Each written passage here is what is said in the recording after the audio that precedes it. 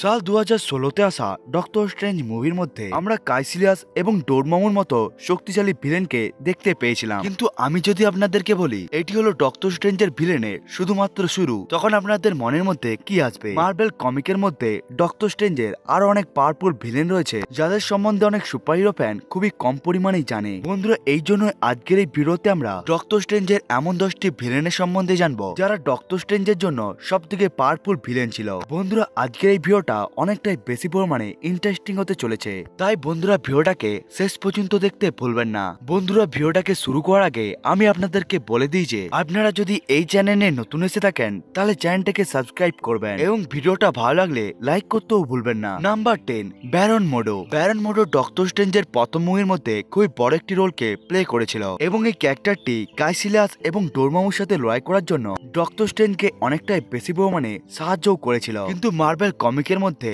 Baron মোডোর ক্যারেক্টারটি অনেকটাই বেশি পরিমাণে ইন্টারেস্টিং। প্রথমে ব্যারন মোডো ডক্টর স্ট্রেঞ্জের বন্ধু ছিল, কিন্তু আগে গিয়েছে ডক্টর স্ট্রেঞ্জের খুবই পাওয়ারফুল একটি ভিলেনে পরিবর্তন হয়ে যায়। ব্যারন মোডোর আসল নাম হলো কার্ল মোডো, যে ডক্টর স্ট্রেঞ্জের মতোই পাওয়ারফুল একটি ম্যাজিশিয়ান। যদি আমরা ব্যারন মোডোর ম্যাজিকের কথা বলে থাকি তাহলে সে পাওয়ারফুল ম্যাজিক্যাল ব্লাস্টকে একেবারে প্রডিউস করতে পারে, এমনকি সে বিভিন্ন ধরনের ফোর্স ফিল্ডকেও একেবারে উৎপন্ন করতে পারে, টেলিপোর্টেশনকে একেবারে ব্যবহার করতে জানে, এমনকি সে অ্যাস্ট্রাল প্রজেকশনকেও একেবারে বানাতে পারে। ব্যারন মোডোকে আমরা ডক্টর স্ট্রেঞ্জ মাল্টিভার্স অফ ম্যাডনেসের মধ্যেও দেখতে পেয়েছিলাম এবং এই স্টোরি লাইনকে যদি কমিকের মতো রাখা হয় তাহলে হয়তো আমরা ভবিষ্যতে ডক্টর স্ট্রেঞ্জের সাথে এর লড়াইকেও একেবারে আমরা দেখতে পাবো। নাম্বার 9, কাইসিলিয়াস। কাইসিলিয়াসকে আমরা ডক্টর স্ট্রেঞ্জের ভিলেন হিসাবে আগেই দেখতে পেয়ে গিয়েছিলাম। কাইসিলিয়াস আসলে খুবই পাওয়ারফুল একটি সর্সারার যে নিজের ম্যাজিক গুলোকে শিখেছিল এনসেন্ট ওয়ানের কাছ থেকে। কাইসিলিয়াসকে আমরা সব থেকে প্রথমে দেখতে পেয়েছিলাম এমসিইউর মধ্যে ডক্টর স্ট্রেঞ্জ মুভির মধ্যে, এবং ওই মুভির মধ্যেই কাইসিলিয়াস বুক অফ কাগলিনের গুরুত্বপূর্ণ পাতাকেও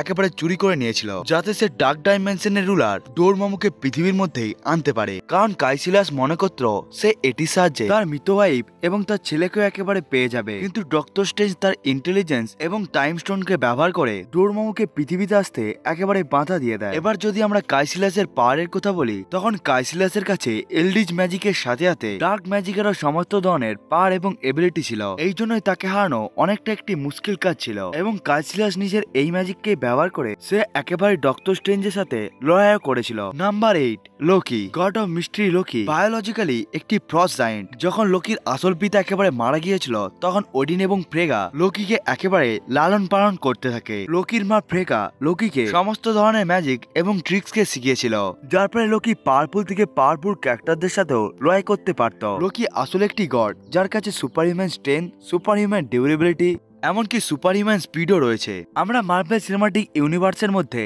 লোকির সাথে কখনোই ডক্টর স্ট্রেঞ্জের লড়াইকে দেখতে তো পাইনি, কিন্তু মার্ভেল কমিকের মধ্যে এটি অনেকবারই হয়েছিল। Number 7, nightmare. ডক্টর স্ট্রেঞ্জের নেক্সট মুভির মধ্যে যে ভিলেনটিকে সব থেকে বেশি পরিমাণে অ্যাজুম করা হচ্ছে তার নাম হলো নাইটমেয়ার। নাইটমেয়ার হলো ড্রিম ডাইমেনশনের রুলার, অর্থাৎ নাইটমেয়ার স্বপ্নের দুনিয়ার রাজা। নাইটমেয়ার যে কোনো ঘুমোতে থাকা ব্যক্তি অ্যাস্ট্রাল ফর্মকে ধরে নিয়ে সে তাকে একেবারে নিজের ডাইমেনশনের মধ্যে নিয়ে এসে পারে এবং নাইটমেয়ার ওই ডাইমেনশনের মধ্যে তাকে নিয়ে এসে তার সাথে সবকিছুকে একেবারে করতে পারে। এবং নাইটমেয়ার যদি নিজের ডাইমেনশনের মধ্যে ওই জীবটিকে একেবারে মেরে দেয় তখন রিয়েল লাইফের মধ্যেও ওই জীবটি একেবারেই মারা যাবে। এসব ছাড়াও নাইটমেয়ার যে কোনো ক্যারেক্টারকে নিজের ডাইমেনশনের মধ্যে একেবারে নিয়ে চলে এসে তাকে সে হিপনোটাইজও করতে পারে এবং সে রিয়েল ওয়ার্ল্ডের মধ্যে ওই ক্যারেক্টারটির সাথে সবকিছুকে একেবারে করাতে পারে যেটিকে সে একেবারেই করাতে চায়। নাইটমেয়ার ডক্টর স্ট্রেঞ্জের খুবই পাওয়ারফুল একটি ভিলেন এবং কমিকের মধ্যে নাইটমেয়ারের সাথে ডক্টর স্ট্রেঞ্জের তখন লড়াই হয় যখন নাইটম্যান একবার একটি কারাপ্ট বিজনেসম্যানের মাইন্ডের মধ্যে এসে তাকে ভয় দেখিয়েছিল,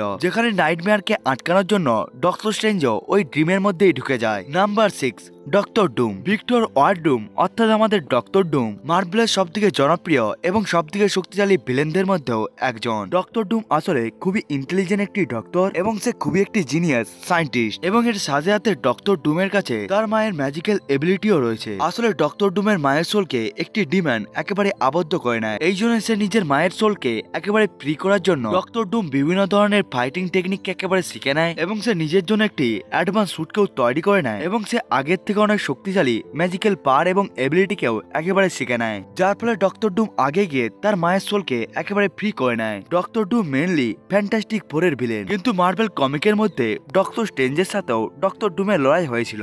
নাম্বার 5, ম্যাফিস্টো। ম্যাফিস্টো আসলে এক্সট্রা ডাইমেনশনের মধ্যে থাকা একটি ডিমন, এবং এএলটি আসলে মার্ভেলের পকেট ডাইমেনশন। ম্যাফিস্টো আসলে মার্ভেলের ডেভিল, যে আসলে অনেকটাই বেশি পরিমাণে পাওয়ারফুল তো, কিন্তু সে মার্ভেলের অন্যান্য ভিলেনের মতো অতটা বেশি পরিমাণে জনপ্রিয় নয়। ম্যাফিস্টোর কাছে আসলে সমস্ত ধরনের সুপার হিউম্যান এবিলিটি রয়েছে, এমনকি এর কাছে সুপার ন্যাচারাল পাওয়ারও রয়েছে, যেটি মানুষের ভয় পাওয়ার সাথে সাথে আরো বেশি পরিমাণে ইনক্রিজ হয়ে যায়। ম্যাফিস্টো প্রায় ইমমর্টাল হয়ে থাকে, অর্থাৎ ম্যাফিস্টোকে কখনো মারাই যাবে না। ম্যাফিস্টো আসলে কোনো ক্যারেক্টারের সোলকে নিয়ে সে নিজের ইচ্ছাকে একেবারে পূরণ করে নিতে পারে, এবং ম্যাফিস্টো কমিকের মধ্যে ডক্টর স্ট্রেঞ্জের সাথে লড়াই করেছিল। কিন্তু এটাকে দেখে অনেকটাই বেশি পরিমাণে ইন্টারেস্টিং হবে যে এমসিইউ কিভাবে ডক্টর স্ট্রেঞ্জ এবং ম্যাফিস্টোর লড়াইকে মুভির মধ্যে দেখাবে। নাম্বার 4, উমার। উমার আসলে খুবই পাওয়ারফুল একটি বিং, যে ডার্ক ডাইমেনশনের রুলার ডোরমামুর বোন হয়ে থাকে। উমার পাওয়ারফুল হওয়ার সাথে সাথে সে অনেকটাই বেশি পরিমাণে ইন্টেলিজেন্টও হয়ে থাকে। উমারের কাছে ম্যাজিককে ম্যানিপুলেট করার সমস্ত ধরনের এবিলিটি রয়েছে। সে ইন্টার ডাইমেনশন একেবারেই ট্রাভেল করতে পারে, টাইম ট্রাভেল করতে পারে,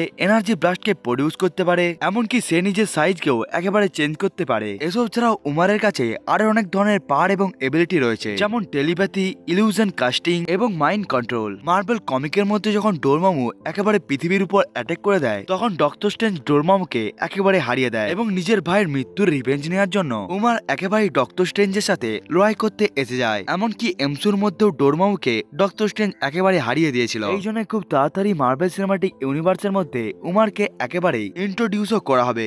নাম্বার 3, জম। যখন নিজের ভাইয়ের মৃত্যুর জন্য উমার একেবারে পৃথিবীর মধ্যে অ্যাটাক করে দেয়, তখনই ডক্টর স্ট্রেঞ্জ তাকে আটকানোর জন্য আসে, কিন্তু উমার যেহেতু অনেকটা বেশি পরিমাণে শক্তিশালী ছিল, এই জন্য ডক্টর স্ট্রেঞ্জ তাকে হারাতে পারেনি। এবং এরপরে এনসেন ওয়ান ডক্টর স্ট্রেঞ্জকে জমের সম্বন্ধে বলতে থাকে। জম আসলে এক্সট্রা ডাইমেনশনাল মনস্টার, যে আসলে অনেকটাই বেশি পরিমাণে পাওয়ারফুল, কিন্তু জমকে একটি মিস্টিক্যাল জেলের মধ্যে একেবারে বন্দি করে রাখা হয়েছিল।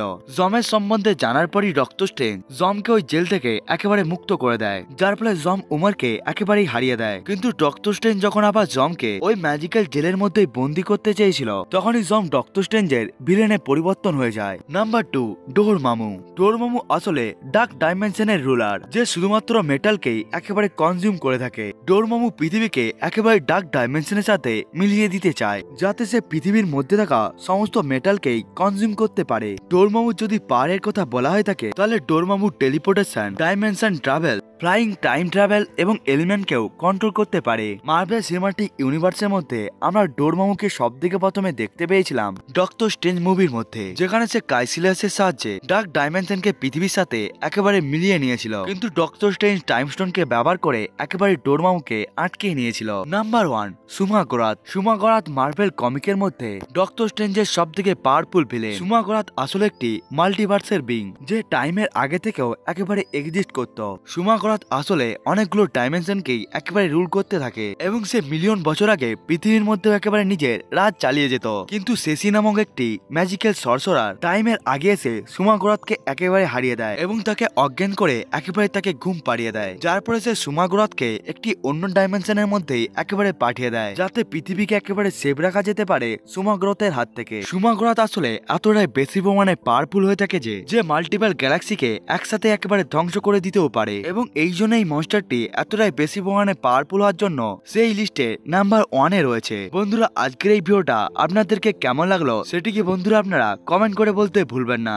বন্ধুরা, আজকের এই ভিডিওটা এতটা পর্যন্তই। দেখা হচ্ছে অন্য একটি ভিডিওতে, ততক্ষণের জন্য বাই বাই।